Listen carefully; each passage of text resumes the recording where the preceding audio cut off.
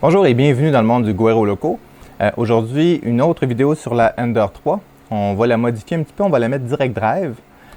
Premièrement, je m'excuse pour le bruit qu'il y a autour. J'ai 4 imprimantes qui fonctionnent en arrière, qui impriment des matériaux spéciaux. Une du PLA+, l'autre du PETG, une du filament de bambou qui semble complètement fabuleux, puis du nylon, du PA, de Eason. Donc, je suis en train de tester ces filaments-là, donc c'est pour ça le bruit à l'arrière. Mais je ne vous parle pas de filament aujourd'hui, je vous parle de direct drive sur la Ender 3. J'ai mis la main sur le kit de Micro Suisse Direct Drive. À vrai dire, ça fait quelques mois que j'en ai un. C'était la version bêta que Micro Suisse, m'avait fait tester.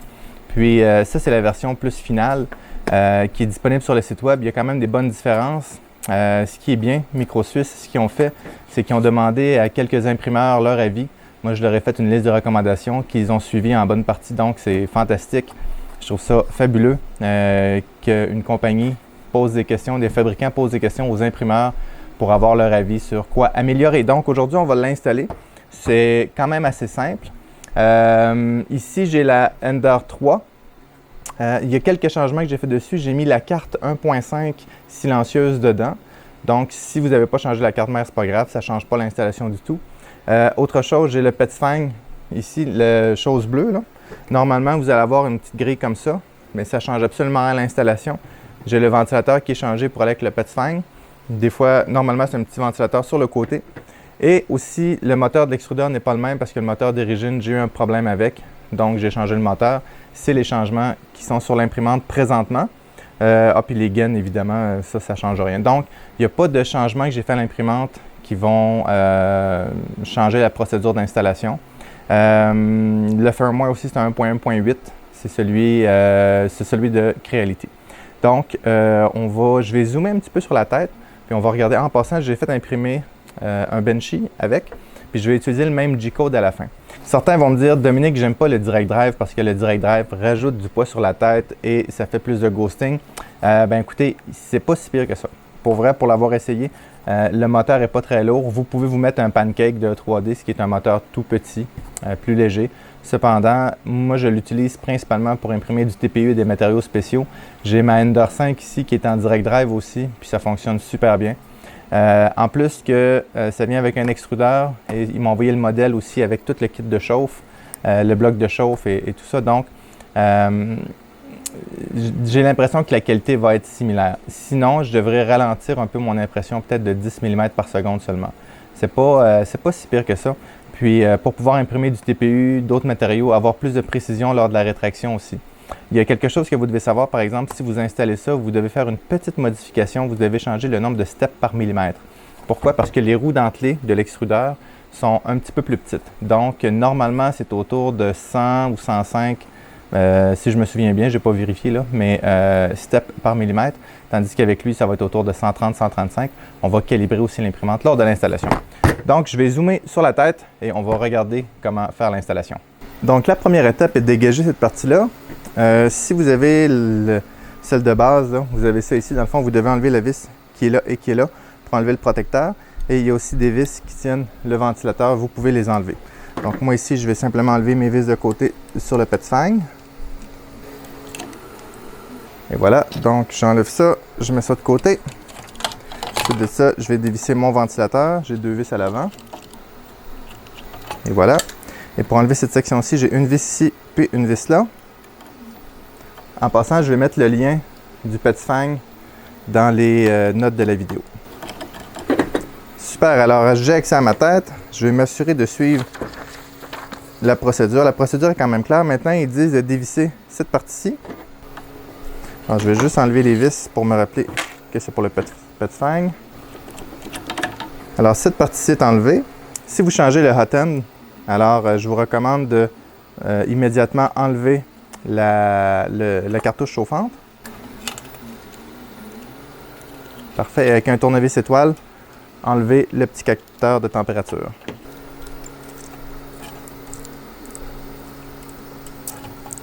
Et voilà. Alors, ma sonde de température et mes cartouches sont enlevées. Maintenant, il faut enlever le tube de PTFE. Et puis là, j'ai oublié mon filament dedans. Donc, Alors j'ai un filament qui passe dedans, je vous recommande de l'enlever. Si vous ne l'avez pas fait, je vais vous montrer le truc. Vous dévissez le connecteur PTFE.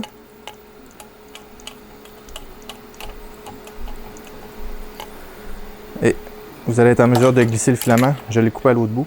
Donc, tirez pas violemment le filament dedans, faites-le chauffer avant. Ce que je vais faire, je vais juste en laisser un bout. Et puis j'ai un système à induction. Puis je vais faire chauffer ça, je vais l'enlever plus tard. Et je vais redescendre mon petit. Et puis c'est ça le problème avec quand ça fait longtemps que le PTFE est dedans. Alors il ne sort pas lorsque je fais, je le passe complètement dedans. Et je garde mon petit connecteur. Donc, l'étape suivante, je vais tourner un peu l'imprimante. Ici on voit, je vais tourner complètement de côté. Étape suivante, je dois enlever mon extrudeur. Alors, je vous recommande de débuter avec la vis du petit levier ici. Si vous voulez que ce soit plus facile, vous pouvez simplement enlever le ressort. Et voilà. Maintenant, il y a 3 vis à enlever. Vous allez voir, il y a une vis qui est en V. Donc, je vous recommande de l'enlever en dernier. 1, parce qu'elle a une tête différente. Et 2, il ne faut pas la perdre. En passant, lorsque vous démontez votre imprimante comme ça, gardez toutes les pièces. Si vous voulez la remettre à son état original. Et voilà. Alors, je retire mon moteur et mon extrudeur.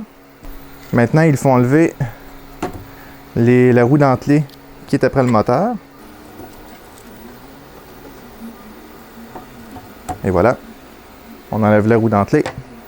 Ensuite de ça, je dois enlever ma courroie. Enlever ma courroie, c'est simple. Je prends les petits bouts de métal de la courroie et je tire dessus tout simplement.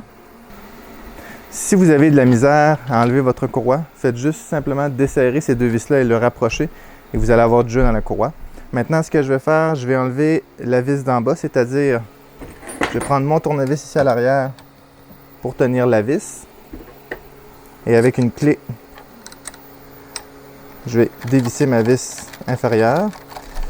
Vous n'êtes pas obligé de l'enlever complètement. Vous voyez, vous pouvez l'enlever comme ça. Et puis une fois que vous l'avez en main, enlevez simplement les 3 vis d'après. Les 3 roues, excusez-moi.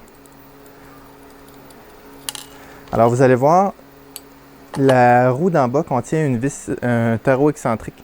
C'est-à-dire c'est lui qui permet de resserrer, du moins d'ajuster, de faire bouger la roue au bas pour qu'elle soit bien à côté sur le profil. Donc je vais enlever mes 2 autres roues. Voilà, alors mon chariot est complètement libre.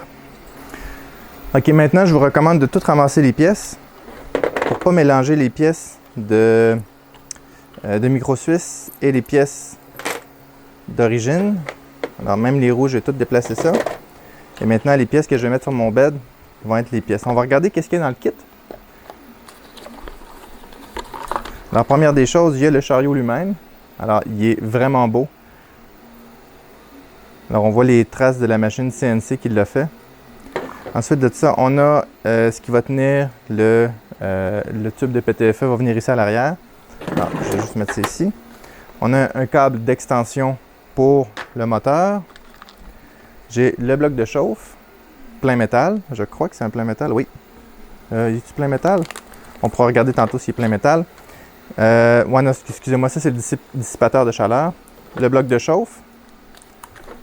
Le couvert. Ou la chaussette. Bloc de chauffe. Alors j'ai des vis, un petit bout de PTFE. Vous ferez attention, il y a des vis qui ont du nylon dessus, d'autres non. Le levier avec une des roues de l'extrudeur. La vis du levier de l'extrudeur. Des petites vis, des petits clips, une buse.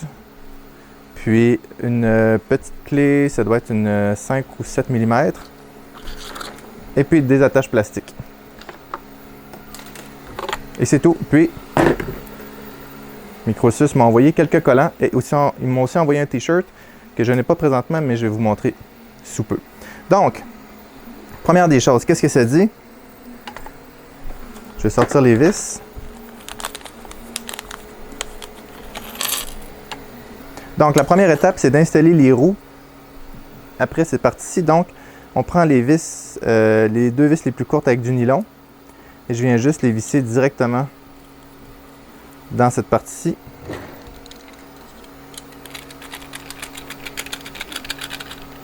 Alors, il faut les serrer pour pas qu'il y ait de jeu, mais il faut que la roue tourne librement aussi.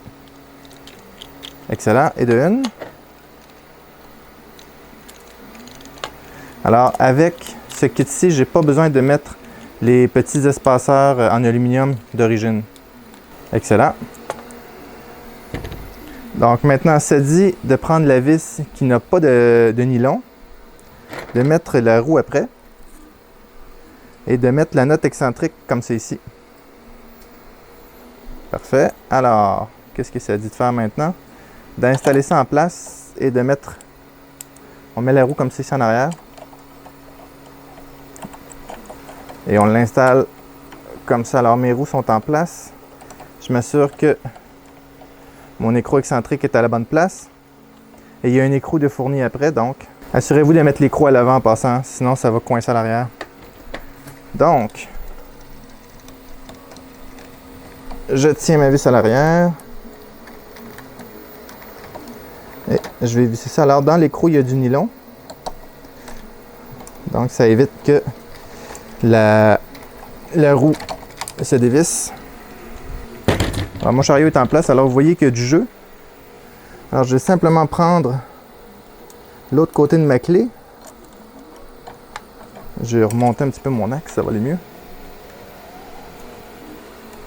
Alors je vais tourner ma roue excentrique ici. De l'autre côté, ça va aller mieux. Alors ça s'en vient bien. Alors, il faut que ça bouge librement et qu'il n'y ait pas de jeu. Trop serré, c'est pas mieux. Et voilà. Super. Je vais le redescendre un peu. Donc, je vais tourner mon imprimante de côté. En essayant de ne pas échapper les pièces. Et je vais réinstaller ma courroie. Alors, je vais juste la mettre dans les petites craques qui sont ici en dessous.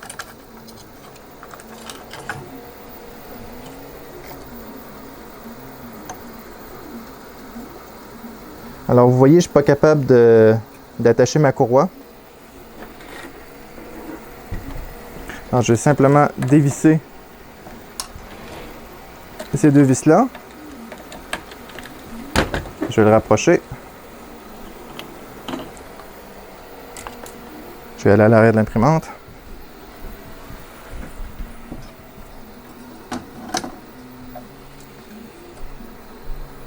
Lorsque c'est installé, je vais simplement pousser avec mon pouce ici et resserrer les deux vis. Donc, ma courroie est installée, j'ai pas de jeu. Excellent. Maintenant, ça dit d'installer le moteur. Mon moteur qui est ici, alors je vais débrancher mon moteur. Et puis ça dit d'installer le connecteur par en haut, donc je l'insère ici à l'arrière. Et je vais installer, je crois qu'il y a des vis, ouais, il y a des vis pourvues. Alors, ça dit de mettre ces trois vis-là. Donc, je vais commencer par elle ici.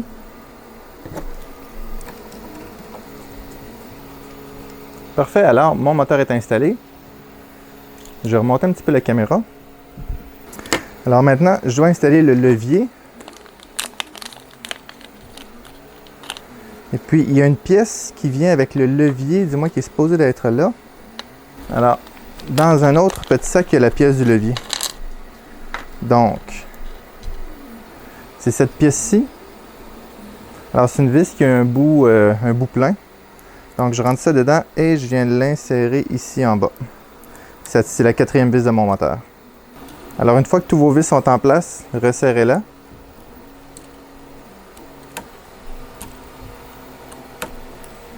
Et voilà. Donc, mon levier est là. Alors, il y a un petit peu de jeu, mais je crois pas que c'est très grave. En passant, ils ont envoyé des pièces d'extra. C'est vraiment bien. OK, ensuite de ça, il faut installer les roues dentelées. Alors, ça dit de mettre les petites vis au fond. Alors, je vais juste m'assurer de les aligner comme ça. Et je vais visser temporairement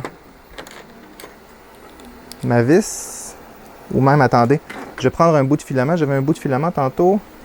Alors, prenez un petit bout de filament. Vous l'insérez ici comme ça. Et vous mettez l'autre. Et puis, faites-le passer comme ça pour être... Puis quand ça circule quand même bien, gardez la pression. Et resserrez la vis. Et de une. N'oubliez pas de mettre une vis sur un des côtés plats, comme je viens d'oublier de faire.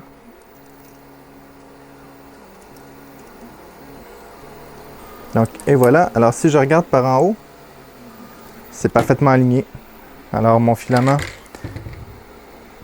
passe parfaitement entre les deux.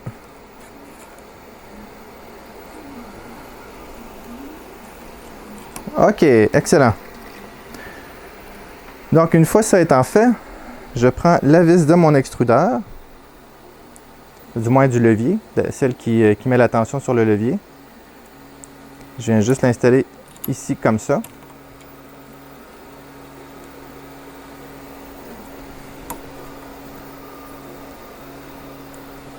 Alors, un bon point de départ, c'est de s'assurer que la vis vient égale avec la tête de mon écrou, tout simplement.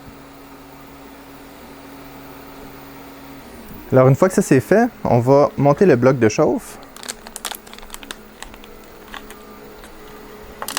Alors, je vais prendre la buse, le bloc de chauffe et le dissipateur.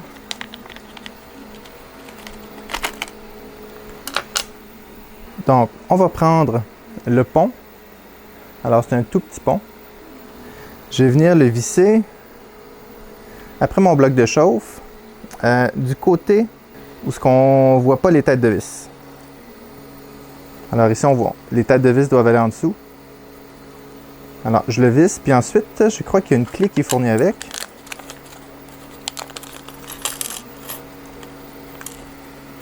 En passant, la petite clé peut faire pour resserrer ici le moteur. Donc, les roues du moteur. Donc, avec la petite clé, je viens serrer mon pont sur mon bloc de chauffe. Alors, ce qu'ils disent de faire, c'est de prendre une clé à mollet, comme ça ici. On le tient comme ça. Comme ça, ça me permet de le serrer comme il faut. Si je me souviens bien, oui, c'est en titanium. Donc, c'est de bonne qualité. Ensuite de ça, je viens mettre ma buse en dessous. Alors, ça semble être une buse d'acier, non une buse de laiton. C'est une buse de 0.4. Et puis, même chose, je viens tenir mon bloc avec une clé à mollet. Et je viens serrer ma buse avec la petite clé fournie. Et voilà. Maintenant, je prends mon dissipateur de chaleur que je viens mettre comme ça ici. Après mon bloc de chauffe, et il y a une petite vis à l'arrière qui est tombée.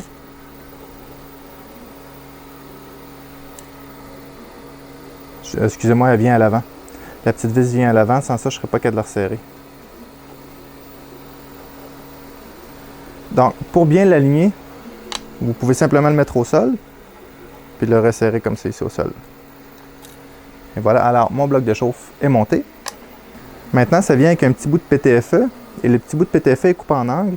C'est pour pouvoir s'approcher le plus possible des roues dentelées. Donc, je le mets comme ça ici, en m'assurant que l'angle est comme ça ici, puis je viens l'insérer dans mon trou. Alors, une fois qu'il est en place, je prends mes deux vis qui sont faites pour ça. Avant d'aller plus loin, je vous recommande de vous assurer que le filament passe bien dedans. Alors, on va le couper en angle. Donc, faites juste insérer un petit bout de filament. Alors, le filament passe très bien dedans. Donc, c'est parfait. Prochaine étape, c'est de mettre la cartouche chauffante et le capteur de température. Donc, c'est comme à l'inverse, dans le fond. Je rentre la cartouche, je rentre le petit capteur dans le trou d'en bas. Ce que je vais faire, je vais tourner l'imprimante, je vais vous montrer. Donc, je mets ma cartouche ici et puis le petit capteur vient dans le trou d'en bas ici. Je vais juste remonter mes fils. comme ça ici. Et puis ma vis vient se positionner ici. Alors cette vis-là, ne la serrez pas trop. C'est juste pour tenir les fils en place. Donc à peine à côté. Et maintenant, ce que je vais faire, je vais soulever mon axe. Ensuite de ça, je vais soulever mon axe. Je vais resserrer ici en dessous ma cartouche de chauffe qui est bien au centre. Parfait. Alors, je la resserre. Je m'assure qu'elle ne bouge pas. Parfait. Alors, ma buse est resserrée. Pas ma buse, mais ma cartouche est resserrée. Alors maintenant, je vais tasser tous les objets autour. Je vais la brancher. Et je vais faire chauffer maintenant ma buse à 220 degrés. Alors, je vais dans Contrôle, Température, Nozzle ou buse. Et je viens le mettre à 220 degrés Celsius.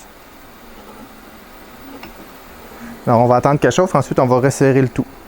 Donc, ma buse est présentement à température désirée, c'est-à-dire 220. Alors, je vais tenir mon bloc de chauffe. Faites attention, hein, c'est à 200 degrés. Alors, je vais prendre ma clé pour tenir mon bloc de chauffe comme c'est ici. Puis, je vais venir resserrer ma buse avec une clé de 7 mm.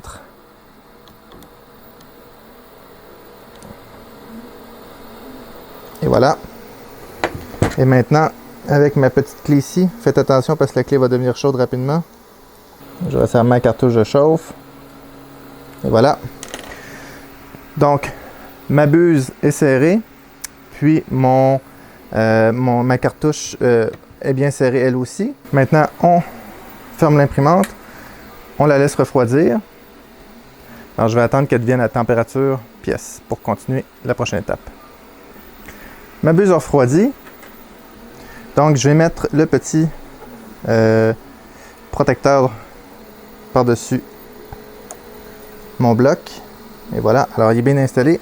Ça, en passant, ça protège énormément du vent. C'est une bonne chose. Et je vais réinstaller. Si vous avez ça ici, vous le réinstallez simplement dessus comme ça. OK. Mais moi, je vais réinstaller mon petit fang qui est compatible aussi avec celui-ci. Donc, je vais réinstaller le petit fang. Si vous avez le petit fang, attendez avant d'installer cette pièce-là. Si vous avez ça ici, vous pouvez l'installer immédiatement. Donc, je vais attendre avant d'installer cette pièce-là parce que je vais installer mon PTFE premièrement. Donc, je dois prendre cette pièce-ci, la pièce rouge, et je dois venir l'installer à l'arrière ici, comme ça. Et puis, il y a deux vis et deux petites écrous qu'ils ont fournis pour ça.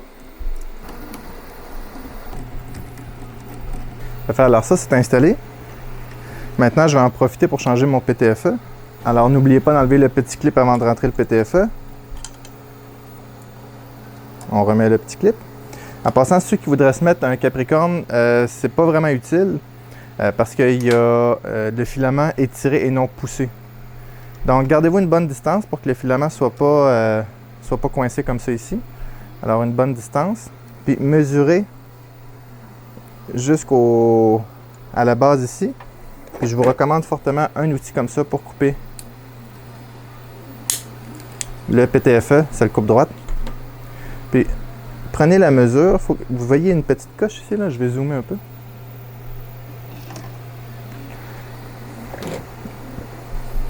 Voyez-vous la petite coche qui est là? Alors vous mesurez pour que ce soit passé la petite coche. Et vous rentrez le PTFE jusque là. Et puis, il y a un petit clip, comme c'est ici, que vous venez insérer pour tenir le PTFE en place et le PTFE ne sortira pas. Donc, la prochaine étape, c'est de réinstaller le système de ventilation. Et voilà. Je vais vous montrer en arrière l'espace qu'il y a. Alors, il n'y a rien qui frotte. Je vais essayer de tourner en angle pour que vous voyez mieux. Voyez-vous? Il n'y a rien qui accote. Et ça passe très, très juste, mais ça passe. Donc maintenant, on va installer le câble rallonge.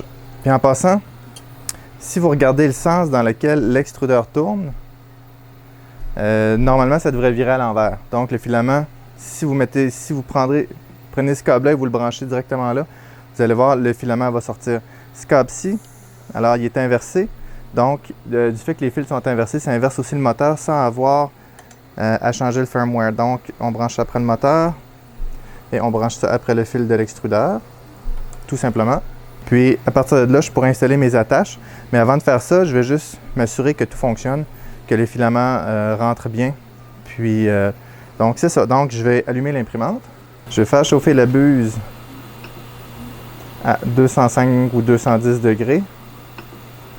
Alors à 205 degrés. Tandis que la buse chauffe, je vais insérer mon filament. Une fois que ma buse va avoir atteint 170 degrés, je vais pouvoir faire avancer légèrement mon filament. Et on va regarder si ça sort au bout. Donc je vais aller dans Prépare, Move Axis, Extrudeur. Et je vais commencer avec 1 mm. Et pour savoir si mon filament rentre bien, je vais juste mettre mon doigt ici.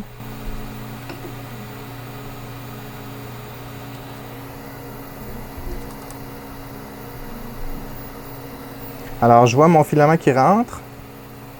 Je le sens rentrer, donc je vais y aller à coup de 10 mm. Oui. Alors, mon filament avance. Je vais simplement le pousser un petit peu plus loin pour que ça aille plus vite. Et voilà.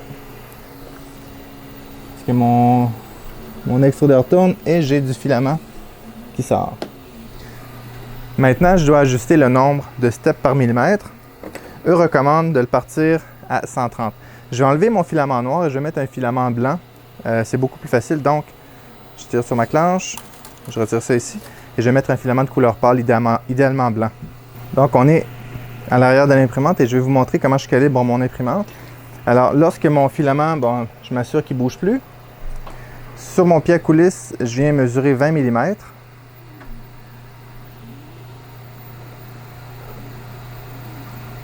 Parfait. Et je viens m'accoter ici, je viens faire une marque à 20 mm de mon entrée. Ça peut se faire aussi avec une règle. Donc, je vais mesurer 20 mm. Puis comme ça, si j'avance de 20 mm, ma marque noire devrait arriver juste sur le bord. Alors, je vais faire une marque pour que vous la voyez vous aussi. Alors là, j'ai pas changé.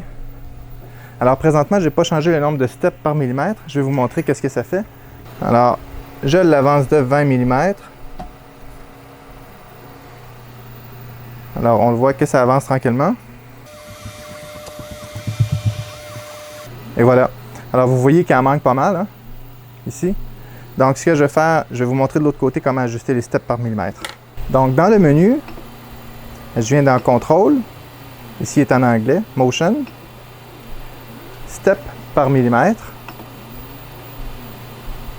E-step, c'est pour extrudeur step par millimètre. Et je viens le monter à 130. Alors, ça peut être assez long. Une fois que c'est à 130, je retourne de un menu, deux menus à l'arrière et je fais Store Setting. Si vous n'avez pas cette option-là, vous devez peut-être mettre votre marlin à jour. J'ai une vidéo qui montre comment le faire. Il y a d'autres vidéos sur Internet aussi, comment mettre le marlin à jour. Mais je crois que par défaut, vous n'avez pas cette option-là. Je vous recommande de mettre marlin à jour sur votre imprimante. Je vais remesurer 20 mm. Et je vais le faire avancer de 20 mm. Alors, voyez-vous, je vais le refaire une autre fois pour être sûr que ma mesure est bonne. Parfait. Alors, voyez-vous que c'est pas tout à fait exact. Donc, avec mon pied à coulisse, je vais mesurer la différence.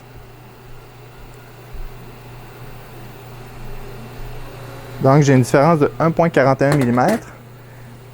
Donc, ce que je vais faire, je vais calculer sur ma calculatrice. Donc, je vais calculer sur ma calculatrice. J'ai 1,41 sur 20 mm. Donc, ça me fait 0,075. Donc, présentement, je suis à 130 steps par millimètre multiplié par 1,0705 et ça me donne 139,165. Je vais réajuster mes steps par millimètre à 139,165. Parfait, donc je refais ma marque une troisième fois.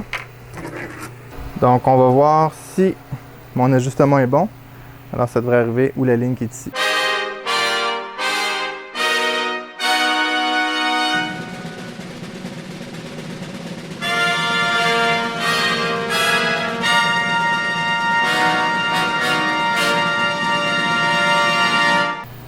Hey, c'est parfait! C'est exactement ce que je voulais. Donc maintenant que je sais que mon imprimante est bien ajustée, je vais enlever les attaches que j'avais en place. Je vais prendre les petites attaches incluses. Donc, je vais prendre mon tuyau de PTFE, mon fil de moteur et le fil qui était là à l'origine. Je viens les attacher ensemble, pas trop serré, mais pour pas que ça se promène non plus.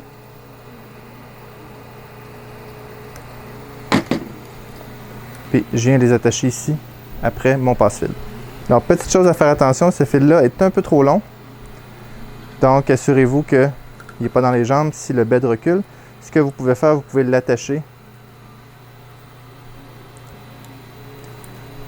Après ça ici, ou simplement faire quelques tours ici pour être sûr qu'il ne soit pas dans les jambes. Donc, mon installation est terminée. Maintenant, ce que je vais faire, je vais la tourner de bord et on va regarder comment cette buse-là travaille, si ça travaille bien, puis les avantages et inconvénients. Donc, après avoir fait ça, vous devez absolument niveler le bed parce que des fois, la buse peut être un petit peu plus longue, placée différemment. Donc, je vais niveler le bed et ensuite, je vais partir le même G-code que j'ai parti à l'origine pour le bencher avec exactement le même filament. Donc, je l'ai imprimé ce matin et elle, je vais l'imprimer aujourd'hui, cet après-midi. Donc, le filament n'a pas changé d'humidité ou quoi que ce soit. Donc, on devrait voir la différence des résultats. Donc, je nivelle mon bed, je pars l'impression. Donc, mon impression est partie. Je suis convaincu que la qualité va être à peu près la même qu'en Bowden.